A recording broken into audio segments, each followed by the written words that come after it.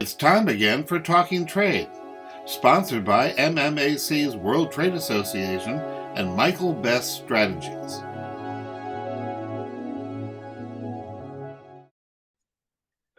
Welcome to another session of Talking Trade. I'm Ken Wasylik, Managing Director of E.M. Wasylik Associates, an international business development company.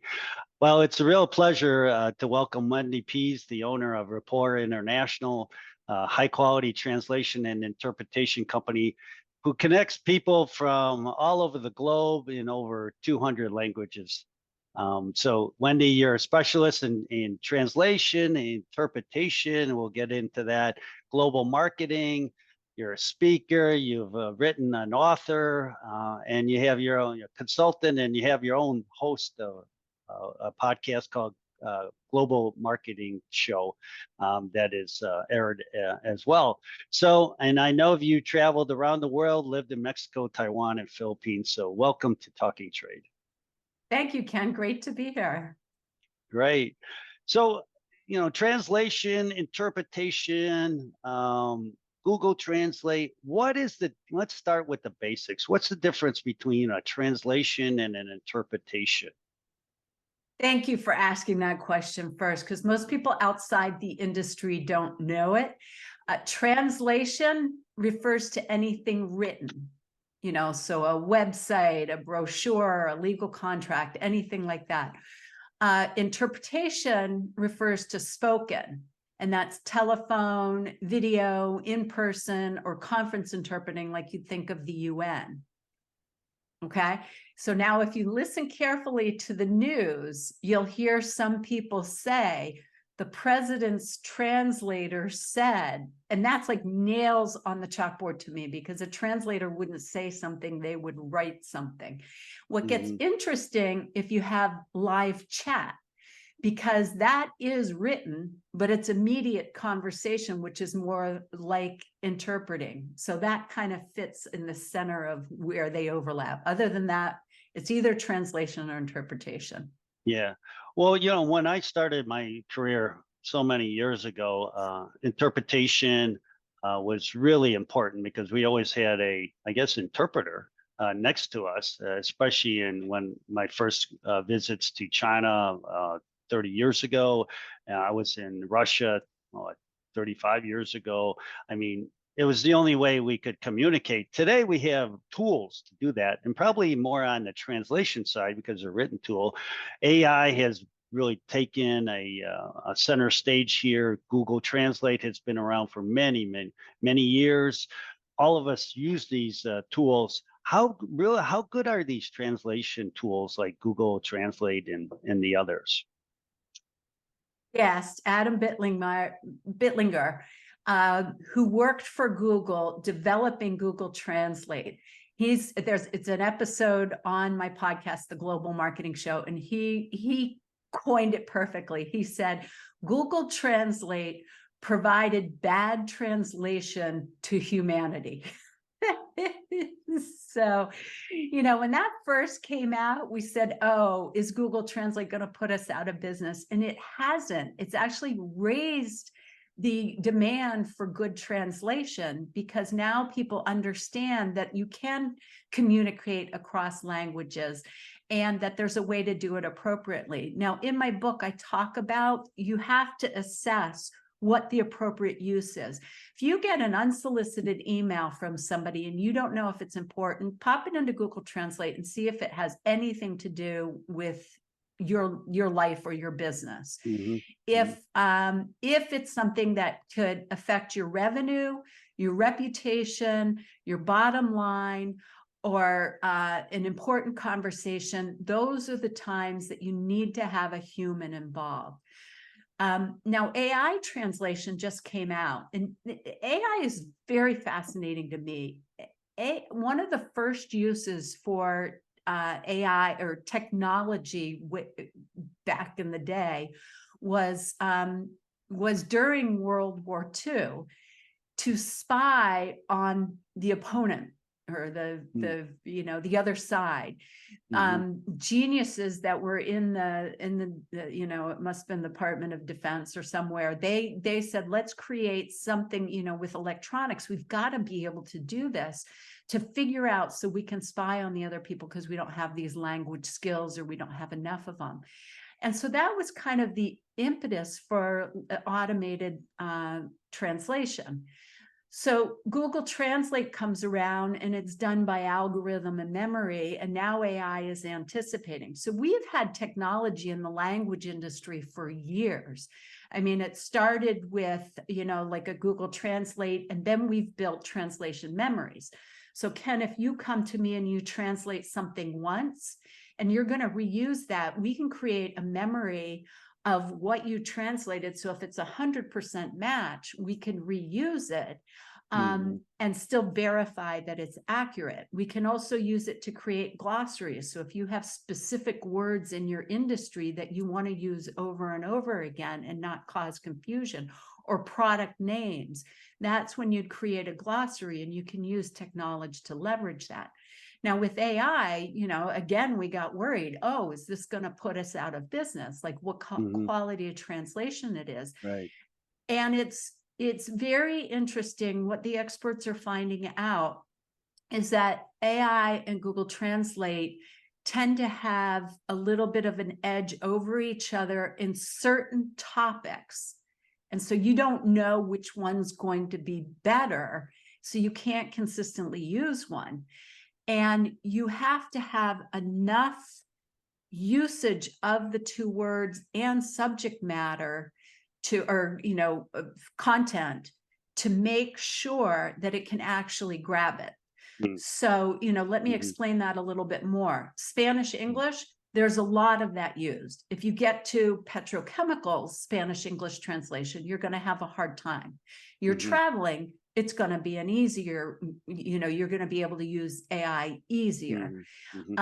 If you're talking a language that is not used very often, you're not going to have a large enough language model to be able to really depend on that. But what's scary about it is it sounds good.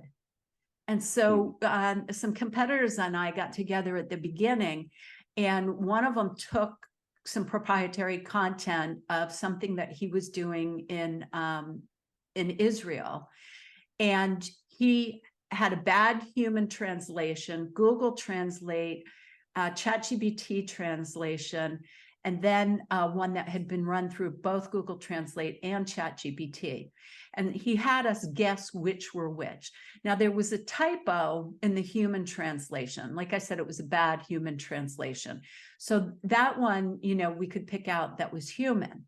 The one that sounded the best was the one that was ChatGPT with AI. It was clearly written, it was articulate.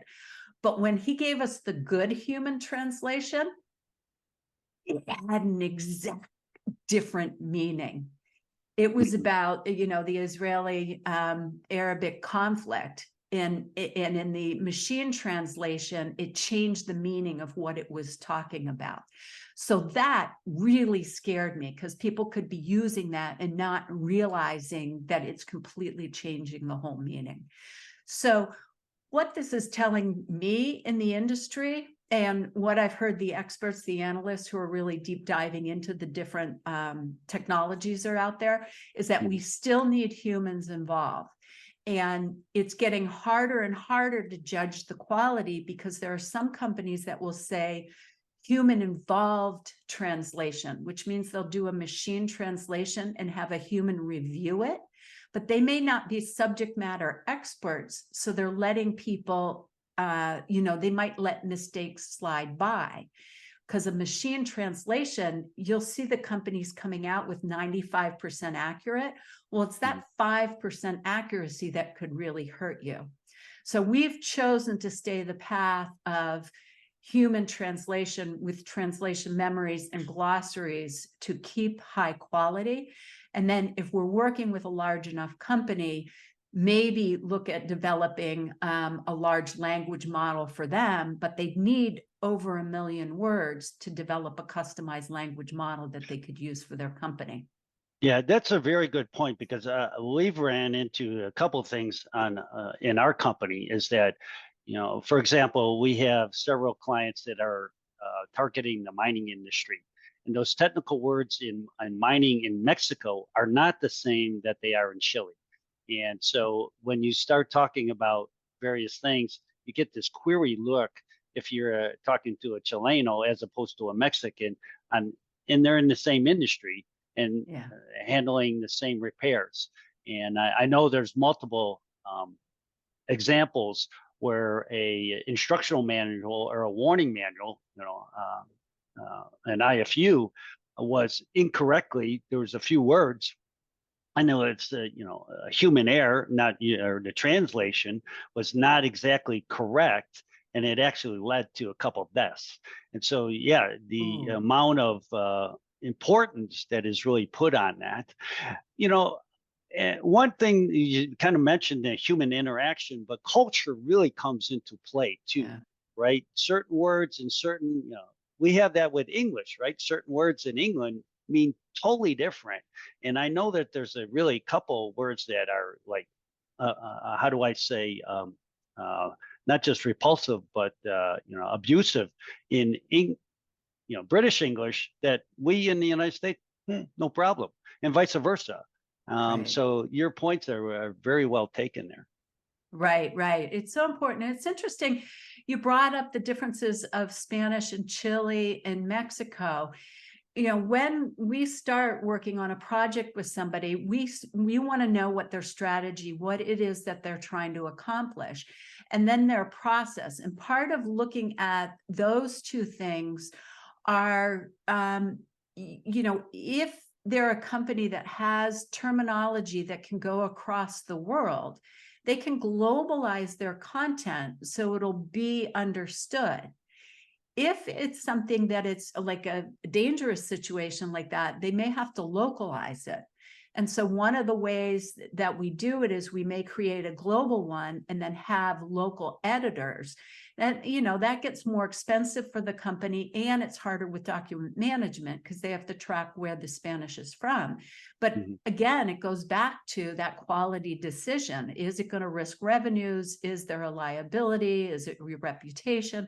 Those are what you want to look at. And so you have to make that decision. Consumer products are often localized. If you go to Adidas site or Nike site, they're going to put very local things in there.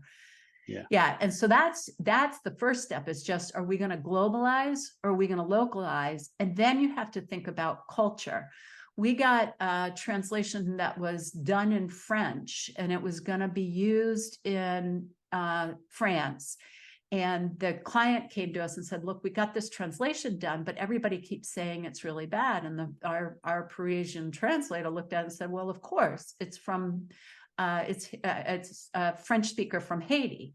And that French in Haiti is very different than the French in France. In France, yeah. So well, and Wendy, we could talk about this for hours, and one of these days we'll get together for dinner and we'll have share our stories of how do you say mistranslations and the mistakes that always happen, and how we get into situations. It's like, how did I do this? But so thank you very much for joining us today on Talking Trade. I really appreciate it, and this is a very interesting conversation, and hopefully we can talk more in the future. I would love to have dinner with you, because I think you do a mailing about business goofs that go out, and we do an email, and then we post all over social for all the language goofs, culture and language goofs. So if anybody wants to learn more, certainly look me up on LinkedIn, Wendy Pease, Pease, or reach out to, that you can, or go to Linktree, Wendy Pease, that has all our links, and you can get in touch with me about anything for language. Happy to talk policy, strategy, and tactics. So thanks so much, Ken. It's been delightful talking to you, as always. Thanks again, Wendy. And this has been another session of Talking Trade. I'm Ken Wasylik. You've been listening to Talking Trade, sponsored by MMAC's World Trade Association and Michael Best Strategies.